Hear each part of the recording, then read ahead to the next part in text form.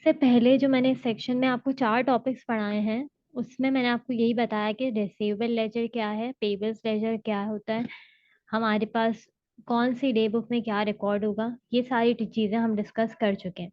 अब जो हमारा टॉपिक है वो है कंट्रोल अकाउंट्स। ठीक है, कंट्रोल अकाउंट्स बेसिकली क्या होते हैं? इससे पहले हम कंट्रोल अकाउंट स्टार्ट करें, हमारे पास ये हेडिंग है, what is internal check. Internal check is concerned with the maintenance of accounting record, sometimes known as internal control.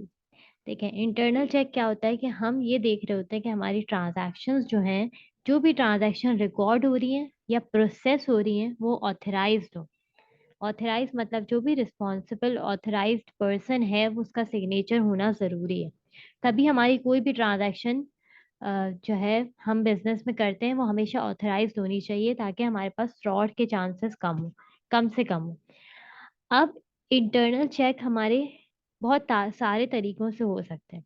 सबसे पहला इंटरनल चेक क्या होता है? Trial balance. ट्रायल बैलेंस क्या होते हैं? जिसमें list of ledger balances, T accounts बनाने के बाद ट्रायल बैलेंस प्रिपेयर होता है। हम ये देखते हैं कि डेबिट साइड है और क्रेडिट है, ये दोनों क्या होनी चाहिए? इक्वल होनी चाहिए। अब ये ट्रायल बैलेंस हम प्रिपेयर किस लिए कर रहे होते हैं? हम ये देख रहे होते हैं कि हमारे डेबिट और क्रेडिट इक्वल हो रहा है या नहीं हो रहा। अगर डेबिट क्रेडिट इक्वल नहीं है तो कोई ना कोई एरर है, जो एरर हम फाइनेंशियल स्टेटमेंट से पहले ही आइडेंटिफाई कर लेंगे, तो that would be better for us. ठीक है, तो ट्रायल बैलेंस हमारा पहला इंटरनल चेक होता है कि हमारे टी अकाउंट्स या हमारी जो एंट्रीज हैं वो सही बनी है या नहीं। Secondly, bank reconciliation. Bank account जो कैश बुक है उसमें हमारा बैलेंस किससे मैच करना चाहिए? हमारी बैंक स्टेटमेंट से के बैलेंस से।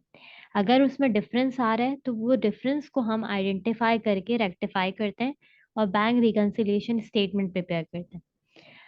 फिर अभी कंट्रोल अकाउंट रिकंसिलिएशन में आपको बताऊंगी किस तरह हम इसको करते हैं और ये होता क्या है। ठीक है, अभी इसको होल्ड पे रखें। पार्ट डी है segregation of duties. Segregation of duties का मतलब क्या होता है कि ड्यूटीज या रिस्पॉन्सिबिलिटीज डिवाइड हो जाए। अगर एक पर्सन चेक्स प्रिपेयर कर रहा है तो the other person should sign the cheque. ठीक है, ऐसा नहीं हो कि सारी रिस्पॉन्सिबिलिटी एक ही पर्सन के अंडर है और वो ही सारे काम कर रहा है, तो वहां पर चांसेस होते हैं कि फ्रॉड हो सकता है। तो segregation of duties is one of the most important, और you can say it's also a type of internal check.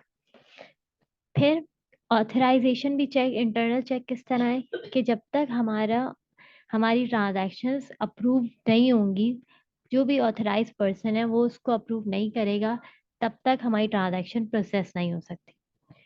तो ये हमारे कुछ इंटरनल चेक्स हैं। हो सकता है आपसे पूछ लें, हो सकता है ना पूछें, बट आप लोगों को मैंने एक बेसिक आइडिया दे दिया है कि each what does each of this means. ठीक है, सेग्रीगेशन ऑफ ड्यूटीज याद रखिएगा क्या होती है। यहाँ तक किसी को कोई प्रॉब्लम?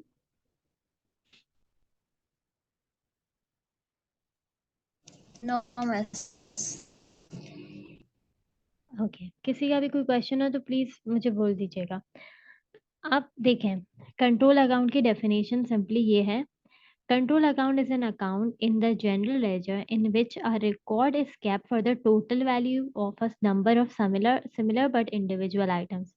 मैंने आपको बताया कि हर कस्टमर का एक सेपरेट अकाउंट बनता है, जैसे mister A, mister B, mister C. इसी तरह सप्लायर का सेपरेट अकाउंट बनता है। अब हमारे पास कंट्रोल अकाउंट में क्या रिकॉर्ड होता है? सारी चीजों का टोटल।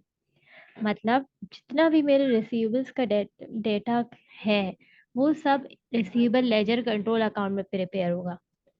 और जो पेबल्स लेजर कंट्रोल अकाउंट है, पेबल्स लेजर कंट्रोल अकाउंट में सारे पेबल्स का टोटल रिकॉर्ड होगा। ठीक है, सो ये दोनों चीजें, ये दोनों डेफिनेशंस आपको पता होनी चाहिए। एक बार इसको रीड करें।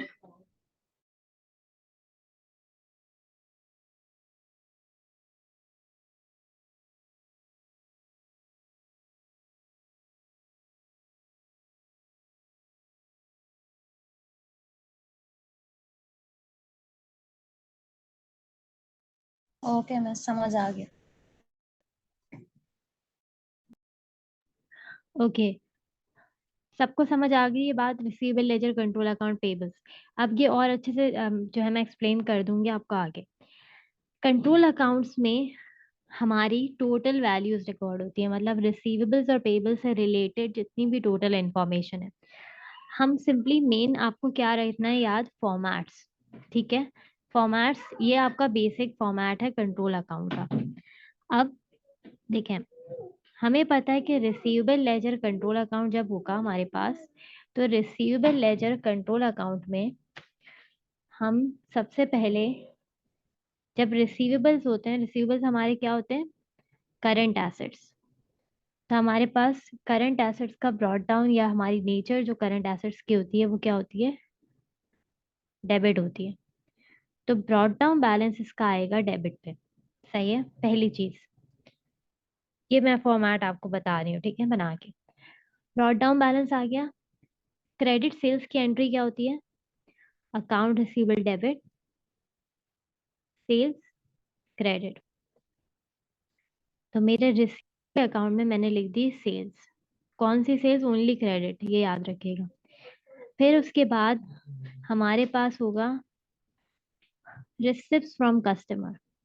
रिसिप्ट फ्रॉम कस्टमर का मतलब क्या होता है, कि जो भी कैश हमने कस्टमर से रिसीव कर लिया है वो।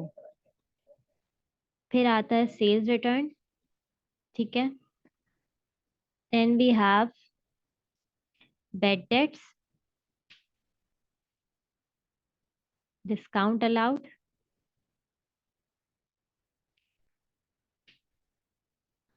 और टर्म होती है सेट। अभी बताती हूँ सेट ऑफ होता है क्या है, और सीडी। सही है, ये आपका बेसिक फॉर्मेट है जो आपको याद होना चाहिए। I want you guys to please copy this format. ठीक है, इस फॉर्मेट को कॉपी करें, फिर मैं आपको बताती हूँ इसको किस तरह आप सॉल्व करेंगे। इसको अपने पास कहीं कॉपी कर लें, फिर वन के एंट्रीज डिस्कस करते हैं।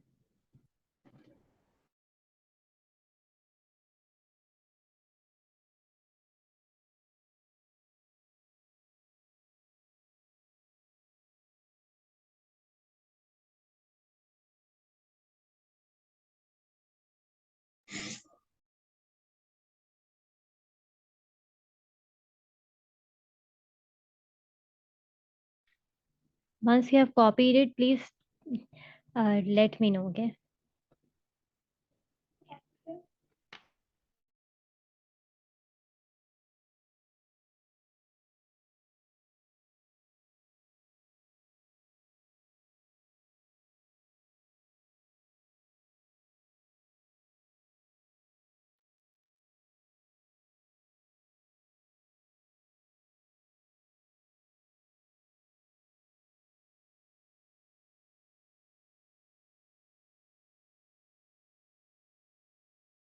Done miss. सबने कर लिया है कॉपी? Okay, yes ma'am. चलें अब मैं आपको, तो भाई यू आर डूइंग इट। जी मिस हो गया। सही। अब मैं आपको एक एक करके एंट्रीज बता रही हूँ, though we have already discussed it. जो भी अमाउंट्स मैं यहाँ लिख रही हूँ, ठीक है, इस अकाउंट में रिकॉर्ड हो रही है, वो होंगी टोटल रिकॉर्ड, मतलब total credit sales, total sales return, total bad debts. Receipt from bus customer का मतलब क्या है, कि जो पैसे मैंने कस्टमर से रिसीव करें वो। डिस्काउंट अलाउड एक्सपेंस डेबिट होता है, रिसीवेबल क्रेडिट होता है। तो हमारे पास ये क्रेडिट बार है। बेसिक फॉर्मेट आपको पता होना चाहिए, क्योंकि आपने वहां पर बैलेंसिंग, आपने वहां सीडी बैलेंस कैलकुलेट करना होगा। ठीक है, तो कुछ भी मिसिंग होगा, you should know how to calculate it. Now we have set off. Set off basically क्या होता है, कि जब हमारे पास एक होगा कस्टमर और एक सप्लायर, मतलब मिस्टर ए ने मिस्टर बी को 1000 के गुड्स दिए, सेल किए, और मिस्टर बी ने मिस्टर ए को 1000 के गुड्स सेल किए। तो जब एक आपका कस्टमर भी है और दूसरा आपका सप्लायर है, और आपस में सेम अमाउंट से ट्रांजैक्शन हो रही है, उसको हम कहते हैं सेट ऑफ या कॉन्ट्रा एंट्री। ठीक है, एंट्री क्या होती है, set off debit, receivables credit.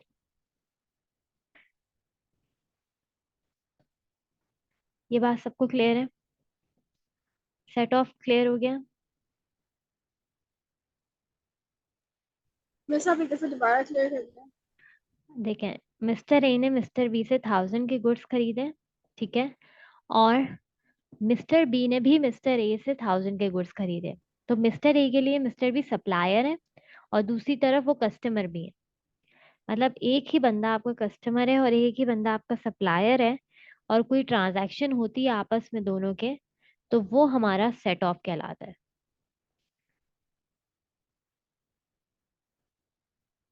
और उसकी एंट्री हमारे रिसीवेबल अकाउंट में होती है, set off debit, receivable ledger, control account, credit.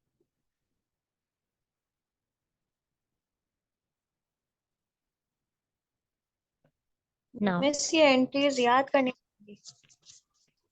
Entries I think so अब तक तो याद हो गई होंगी आप लोगों को। अब तक याद नहीं हुई, चले कोई मसला नहीं है। आप अगर फॉर्मेट भी याद रह जाएगा आपको तो एंट्रीज आराम से आप बना लेंगे एग्जाम में। एंट्रीज पता होनी चाहिए पर सबकी।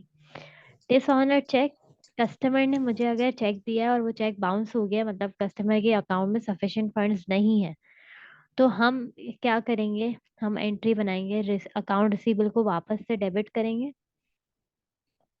और डिसऑनर चेक को क्रेडिट कर देंगे, ठीक है। Account receivable debit, dishonour cheque, credit. Now see, if you have opening side, opening balance हमारा डेबिट पे तो होगा ही हमेशा। अगर क्रेडिट साइड पे बैलेंस आ रहा है ओपनिंग, तो दो रीजंस हो सकते हैं क्रेडिट पे बैलेंस आने के। एक हो सकता है कस्टमर ने एडवांस पेमेंट कर दी या ओवर पेमेंट कर दी। ये मैंने आपको रीजन लास्ट क्लास में ही बताया था कि जब ओवर पेमेंट या एडवांस पेमेंट हो जाएगी तो आपका बैलेंस रिसीवेबल लेजर अकाउंट में क्रेडिट पे आ सकता है, ठीक है। ये क्लियर है सबको? चलें, yes. Abdul Rahman Rabi. Yes ma'am. Okay, अब परचेज लेजर या पेबल्स लेजर कंट्रोल अकाउंट। अब आप लोग वन बाय वन जो है एंट्रीज मैं आपको बोलूंगी, आप मुझे चैट बॉक्स में एंट्री लिख के बताएंगे, ठीक है। सबसे पहले तो मैं ब्रॉट डाउन यहाँ लिख दूंगी क्योंकि ये लायबिलिटी है। क्रेडिट परचेजेस की जो भी आपको एंट्री होनी चाहिए वो मुझे बताएं जल्दी से चैट बॉक्स में। परचेजेस की एंट्री, क्रेडिट परचेजेस की। फिर दूसरी एंट्री मुझे बताएं पेमेंट टू सप्लायर। हर जिसको भी जो एंट्री लगती है वो मुझे बताए फिर वन बाय वन, ठीक है। थर्ड, डिस्काउंट रिसीव की एंट्री मुझे बताएं। फिर ये सारी लेजर्स में किस तरह होंगी वो बतानी है ना मिस। मतलब प्रॉपर डबल एंट्री बतानी है परचेजेस की क्या होगी। जैसे परचेजेस डेबिट, पेबल्स क्रेडिट, सही है, तो ये एंट्री होगी, इस तरह बताना है आपने।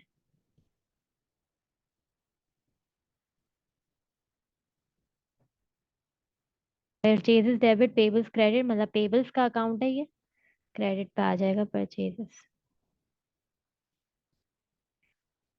फिर मुझे बताएं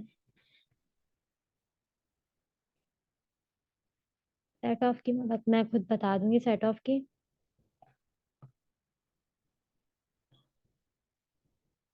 हम्म, अच्छा, सबसे पहले चलेंगे करके डिस्कस करते हैं। Purchases debit, payables credit. Purchases का बैलेंस आ गया क्रेडिट पे क्योंकि ये पेबल्स का अकाउंट है। Payment to supplier, cash credit, और purchase ledger control account debit. फिर आता है हमारे पास डिस्काउंट रिसीव के entry,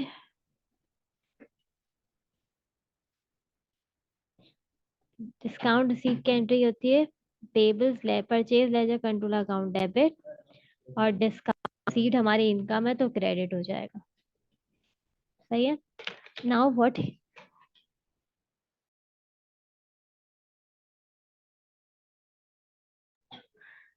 so you will have discount received on the debit side, ठीक है। फिर उसके बाद परचेज रिटर्न, और फिर आता है set off and then CD, ठीक है। ये आपका कंप्लीट फॉर्मेट है परचेज लेजर कंट्रोल अकाउंट का, सही है। फिर क्या होती है सेट ऑफ की, ये purchase ledger control account debit, set of credit. Simple ये फॉर्मेट बस आप याद रख लें, क्वेश्चंस हो जाएंगे आपके। तो ये format is important, format copy करें।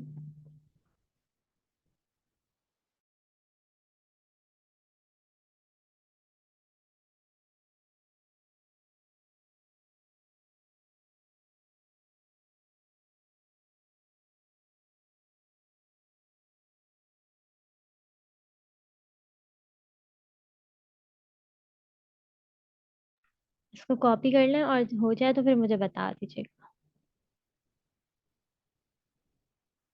मैम ये इसका डबल एंट्री कैसे होगी पेमेंट टू सप्लायर की?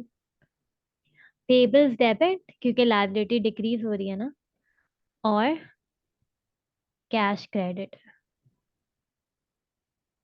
ये पेबल्स का अकाउंट है तो इसलिए मैंने पेबल्स के अकाउंट में इसको डेबिट पे रिकॉर्ड कर दिया।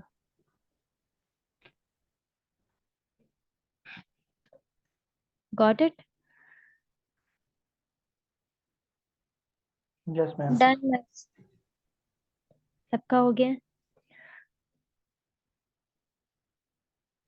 Yes ma'am. अच्छा, अब एक चीज याद रखिएगा, देखें यहाँ पर जरूरी नहीं है कि हमेशा सीडी बैलेंस ही कैलकुलेट करना हो सकता है आपको इन्फॉर्मेशन दे और बोले परचेजेस बताएं, तो टी अकाउंट की बैलेंसिंग आई होप सो आप सबको आती है। टी अकाउंट की बैलेंसिंग आप कर देंगे, किस तरह करेंगे कि आप जो भी वैल्यूज गिवन है उसको पुट करेंगे और बैलेंसिंग फिगर कैलकुलेट कर लेंगे सिंपली। तो बैलेंसिंग फिगर कोई भी हो सकती है, बैलेंसिंग फिगर या तो परचेजेस की पूछ सकता है एग्जामिनर, या ओपनिंग बैलेंस पूछ सकता है। सिर्फ आपने फॉर्मेट याद रखना है, दैट्स इट। नाउ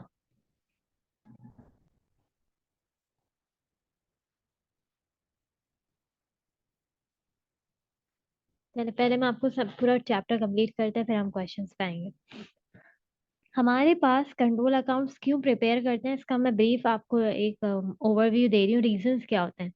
सबसे पहले चेक करने के लिए एक्यूरेसी कि हमने जो रिसीवेबल और पेबल्स लेजर में रिकॉर्डिंग करी है वो हमारे बैलेंसेस मैच करने चाहिए हमारे रिसीवेबल लेजर कंट्रोल अकाउंट के बैलेंस से। मतलब जो इंडिविजुअल अकाउंट्स बनाए हैं उन सबका टोटल मैच करना चाहिए मेरे रिसीवेबल लेजर कंट्रोल अकाउंट के बैलेंस से। और पेबल्स की जो मैंने अलग अलग अकाउंट्स बनाए उन सब का टोटल मैच करना चाहिए पेबल्स लेजर कंट्रोल अकाउंट के बैलेंस से। तो हम दोनों को कंपेयर करते हैं, हम एक्यूरेसी चेक के लिए सिंपली कंट्रोल अकाउंट को प्रिपेयर करते हैं। दूसरा, एरर्स लोकेट करने में हमारी हेल्प करते हैं कंट्रोल अकाउंट्स। किसी भी इनवॉइस में हमने इनवॉइस की पेमेंट हमने रिकॉर्ड नहीं करी तो क्या होगा, कंट्रोल अकाउंट के थ्रू इजीली हम उसको लोकेट कर सकते हैं। थर्ड, इंटरनल चेक के लिए हम इसको यूज करते हैं कि हमें पता चलता है कि कहाँ पर हमने कोई मिस्टेक की है तो हम इजीली आइडेंटिफाई करें और उसको करेक्ट करें। और फोर्थ क्या है कि मेरे पास रिसीवेबल या सेल्स की टोटल वैल्यूज आ जाती हैं। मुझे देखना है मेरे total receivables at the end of the year कितने बचे, तो मैं रिसीवेबल लेजर कंट्रोल अकाउंट का क्लोजिंग बैलेंस देख लूंगी। ठीक है, ये 4 पॉइंट्स बस आप याद रखिएगा, इससे ज्यादा डिटेल में एग्जामिनर नहीं पूछता। सही है, सिर्फ बुलेट पॉइंट्स आपसे के आ सकते हैं। अब देखें, जो मेजर है ना, अगर आपको फॉर्मेट याद है दोनों अकाउंट्स का, परचेज लेजर कंट्रोल अकाउंट और रिसीवेबल लेजर कंट्रोल अकाउंट का, तो रिकंसिलिएशन में कोई प्रॉब्लम नहीं होगी। रिकंसिलिएशन क्या होती है, जैसे बीआरएस बैंक रिकंसिलिएशन स्टेटमेंट पढ़ी हमने कि बैंक अकाउंट जो हम प्रिपेयर करें या जो कैश बुक हमारी है उसका बैलेंस मैच करना चाहिए हमारे इंडिविजुअल लेजर बैलेंसेस से, हमारे बैंक स्टेटमेंट के बैलेंस से। कंट्रोल अकाउंट में ये जो टी अकाउंट का बैलेंस है, ये जो हमारे इंडिविजुअल पर्सनल अकाउंट्स बनेंगे उसके बैलेंस से मैच करना चाहिए, मतलब दोनों बैलेंस करने चाहिए। तो अब ये जो बैलेंसिंग है जब हम ये करेंगे तो हमें पता चलेगा कि कुछ डिफरेंसेस आ रहे हैं। अब जो डिफरेंस आ रहा है उसको हमें यहाँ करेक्ट करना है।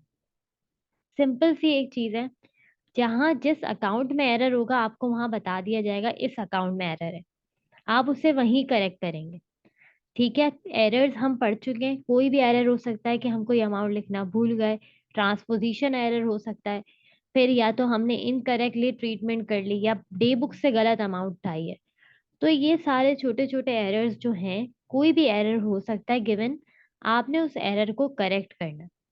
अब करेक्ट ना करेंगे, टी अकाउंट आपको पता है कैसे बनता है, जो डेबिट पे रिकॉर्ड होता है और क्रेडिट पे हमारे पास कुछ वैल्यूज रिकॉर्ड होती है। अब मैं आपको ये वाला क्वेश्चन है,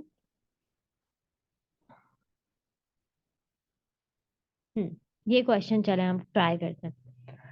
इस एग्जाम्पल में दिया हुआ है a business has a memorandum receivable ledger and a receivable ledger control account. आप सबसे पहले जो है वो देखेंगे बैलेंसेस। एक होता है list of receivable ledger balance, जो कि एक स्टेटमेंट फॉर्म में बनता है, और एक होता है control account.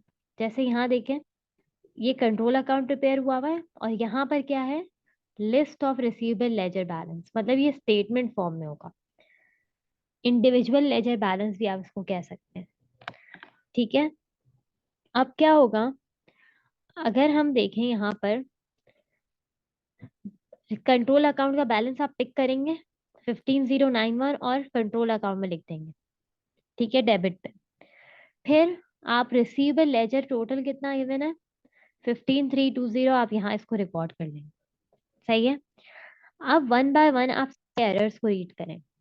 A receivable paid $10 in cash. ठीक है, रिसीवेबल ने पेमेंट करी है, this has been correctly recorded in the receivable ledger, मतलब यहाँ list of receivable ledger balance में हमने इसे सही रिकॉर्ड किया है, but no entries have been made in the control account, और कंट्रोल अकाउंट में कुछ रिकॉर्ड नहीं किया। तो जब हम पैसे रिसीव करते हैं एंट्री होती है कैश डेबिट, ठीक है, receivable ledger control account credit. Credit होता है, मैंने क्या किया, क्रेडिट साइड पे 10 रिकॉर्ड कर दिया। सही है, ये बात समझ आ गई फर्स्ट सबको। जब पैसे रिसीव करते हैं रिसीवेबल से यही एंट्री बनती है, तो कंट्रोल अकाउंट के क्रेडिट साइड में मैंने 10 रिकॉर्ड कर दिया। फिर लिखा हुआ है one of the receivable had a credit balance of 60, however this has included as a debit balance in the receivable ledger total। Receivable ledger जो है, जो ये स्टेटमेंट हम बना रहे हैं, इसमें एक कस्टमर है, उसका बैलेंस था डेबिट, हमने उसको क्रेडिट कर दिया। तो डेबिट क्रेडिट का जब भी कोई एरर होता है, मैंने आपको बताया था डबल अमाउंट से हम उसको करेक्ट करेंगे। तो हम क्या करेंगे, 60 × 2 करेंगे और इसको ऐड बैक कर देंगे। नहीं सॉरी, हाँ सिक्स, नहीं वेट वेट वेट वेट, हमने क्या किया, इसको यहाँ पर ये लिखा हुआ है कि हमारा क्रेडिट बैलेंस था, हमने क्रेडिट बैलेंस लिख दिया है। हाउ क्रेडिट बैलेंस होना चाहिए था, लेकिन हमने इसको डेबिट कर दिया। तो जब डेबिट कर दिया तो मतलब और इंक्रीज करके लिख दिया है, तो डबल अमाउंट से मैं इसको क्या करूंगी, माइनस कर दूंगी, मतलब रिड्यूस कर दूंगी बैलेंस को। 60 × 2 को क्या करेंगे, माइनस कर देंगे। ये बात सबको क्लियर है, 60 × 2 क्यों किया है। क्रेडिट बैलेंस था, डेबिट पे रिकॉर्ड किया, तो हम क्रेडिट करने के लिए क्या करेंगे, डबल अमाउंट से माइनस कर देंगे।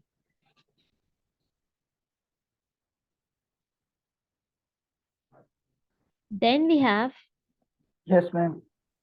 Return inwards of 35 have been recorded in the receivable ledger। Return inwards कहाँ पोस्ट होता है, क्रेडिट साइड पे होता है। ठीक है, यहाँ होना चाहिए। हमने इसको रिसीवेबल लेजर में तो रिकॉर्ड किया, मतलब वहां में कुछ नहीं करना, कंट्रोल अकाउंट में लिखना भूल गए, तो रिटर्न इनवर्स अकाउंट में क्रेडिट पे आता है, मैंने 35 लिख दिया। फिर इसी तरह, अच्छा एक चीज याद रखिएगा, जब भी डे बुक का कोई एरर होगा हमेशा हमेशा कंट्रोल अकाउंट में करेक्ट होगा।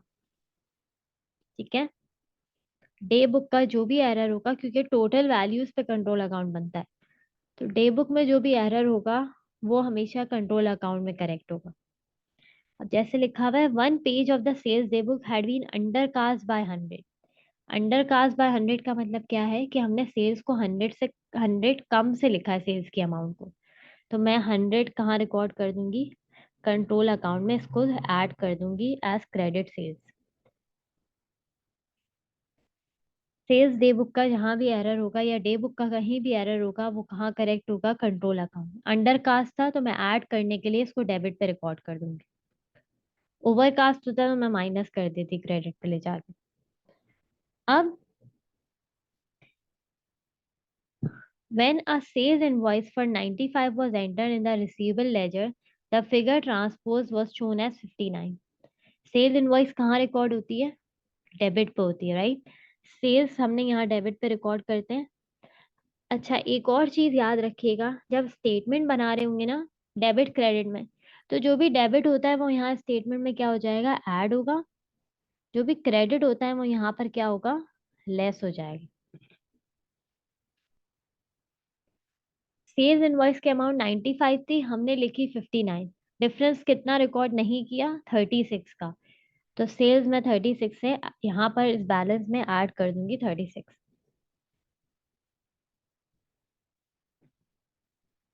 Then an error has been made in totaling the list of receivable ledger balance which has been overcast by 90। मेरा balance receivable ledger, list of receivable ledger balance मतलब इस statement में 90 से overcast हो गया है। तो मैं इसको करेक्ट करने के लिए क्या करूंगी, 90 माइनस कर दूंगी। और 90 माइनस करने का मतलब है मेरा बैलेंस आ जाएगा 15146। तो ये दोनों बैलेंसेस क्या हो जाएंगे, मैच होने चाहिए। मैच हो गए, इसको हम कहते हैं रिकंसिलिएशन। इसी तरह के क्वेश्चंस आएंगे बट इतना लेंथी क्वेश्चन नहीं आएगा। नॉर्मल जो है वो आपके पास क्वेश्चंस होंगे बट सॉल्व आपने इसी तरह करना, ठीक है।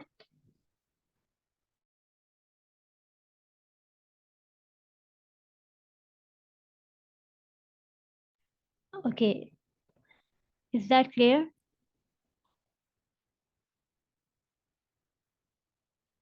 यहाँ तक किसी यस को, मैम। ठीक है।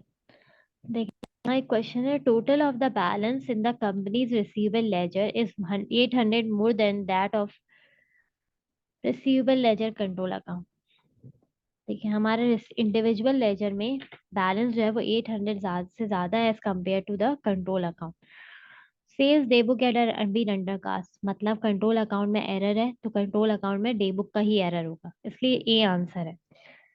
ठीक है, ए आंसर है। लेकिन अब मैं आप बाकी भी डिस्कस करें। Credit notes totalling 800 have been omitted from the general ledger. अगर हमने credit note sales return omit कर दिया है रिसीवेबल लेजर से तो क्या होगा, तो हमारे पास यहाँ पर अगर मैं देखूं तो लिखा हुआ है कि डेबिट साइड ज्यादा है as compare to credit control account में। अब डेबिट साइड क्यों ज्यादा है, the total balances is 800 more than the debit balance on its control account। मतलब लिस्ट ऑफ बैलेंसेस मेरा, जो लिस्ट ऑफ लेजर बैलेंस का जो फाइनल बैलेंस है वो 800 से ज्यादा है as compare to control account. क्यों ज्यादा है, क्योंकि यहाँ मैंने सेल्स डे बुक मेरी क्या हो गई है, अंडरकास्ट हो गई है। तो ये तो करेक्ट है ए।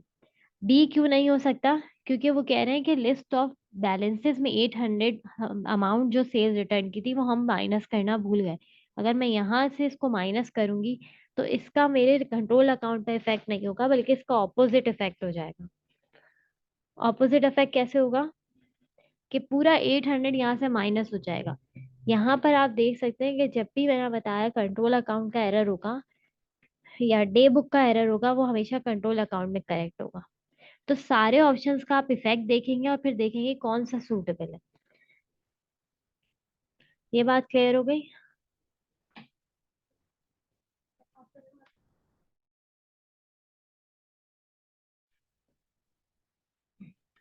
Is this clear?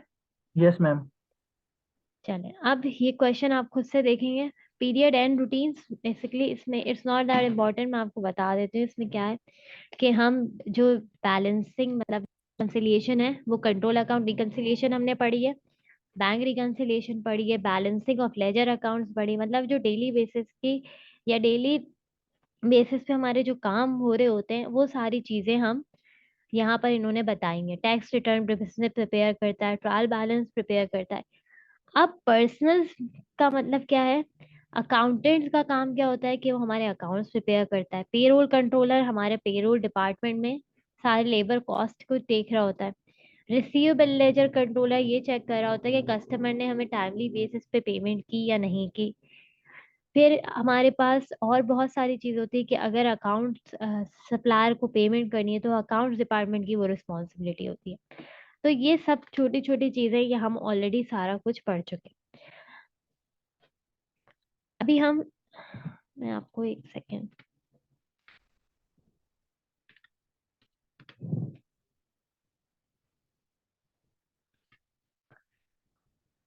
Three point eleven जरा ट्राई करें। इसी तरह के क्वेश्चन आएंगे जो आप यहाँ देख रहे हैं। 3.11 में इसको ट्राई करें। कंट्रोल अकाउंट बनाएं, मुझे बैलेंस कैलकुलेट करना है रिसीवेबल लेजर कंट्रोल अकाउंट का। फॉर्मेट आपके पास है, वैल्यूज पुट करें, बैलेंस ऑफ। फिर मैं आगे बताऊंगी कि हमें क्या करना है।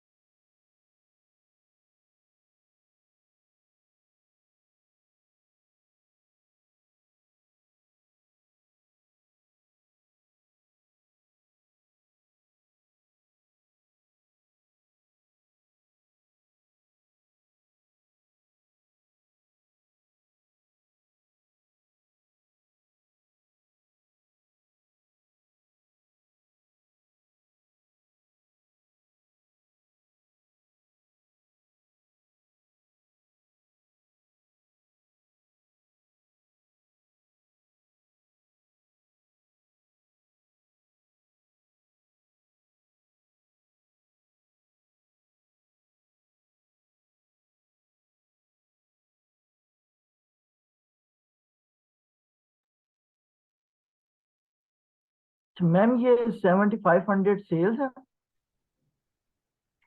7500 ये आपका ओपनिंग बैलेंस है। सेल्स 20,000 है। Opening balance of control account है 7500।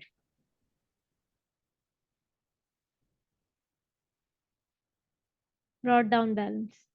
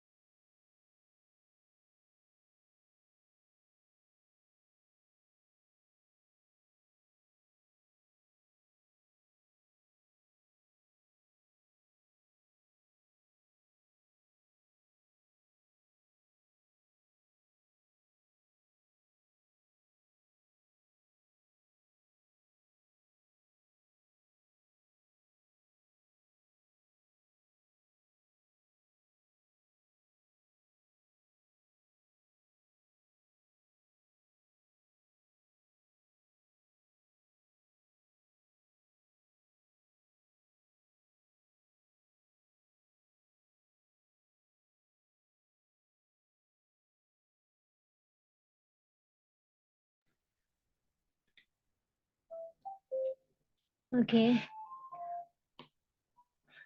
चलिए ma'am, receivable ledger control account आप प्रिपेयर करें। ब्रॉट डाउन आप लिखेंगे 7500, ठीक है। फिर आप सेल्स लिखेंगे 20,000। रिसिप्ट आपकी आती है क्रेडिट पे 8,000, डिस्काउंट अलाउड 400 और बैड डेट 500। तो आपके पास आ जाएगा CD बैलेंस, ये आ जाएगा 27,500 minus 20,000 plus 7,500, that's 27,500 minus 8,000 minus 900, 80,600 is answer. इसमें किसी को कोई इश्यू है?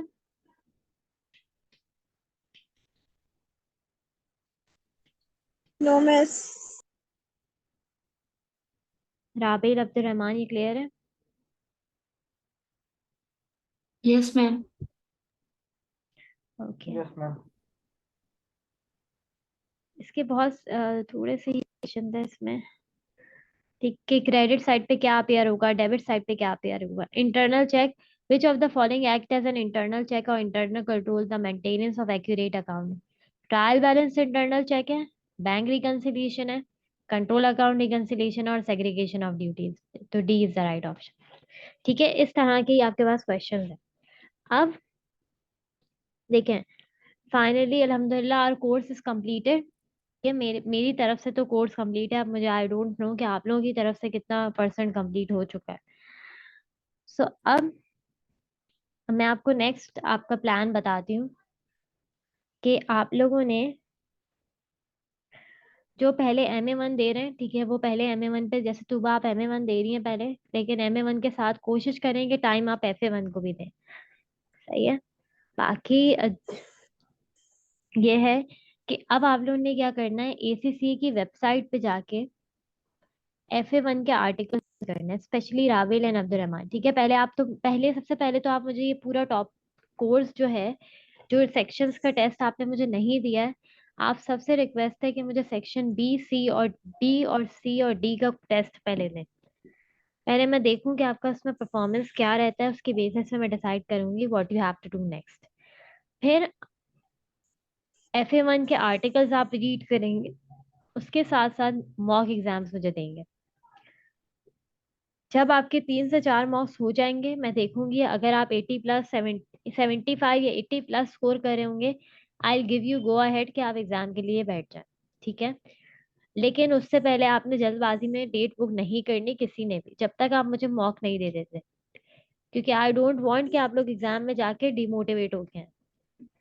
सो मेरी जो है, क्योंकि ये सबका आप सबका फर्स्ट पेपर है, I don't want you to take the risk, ठीक है। जल्दबाजी नहीं है, लेकिन बस ये है कि जो भी आप प्रेपरेशन करें वो अपनी 100% उसमें एफर्ट्स दें। जहाँ कोई हेल्प चाहिए डू आस्क मी, ठीक है। लेकिन प्लीज मेक श्योर कि यू टेक इट सीरियसली। ऐसा नहीं है कि आपको कोर्स एंड होने के बाद आप बिल्कुल ही फारिग, मतलब बिल्कुल ही जो है लीनियंटली बैठ गए अपनी जो है ये समझ के कि आप हम फारिग हो गए, तो ऐसा बिल्कुल नहीं है।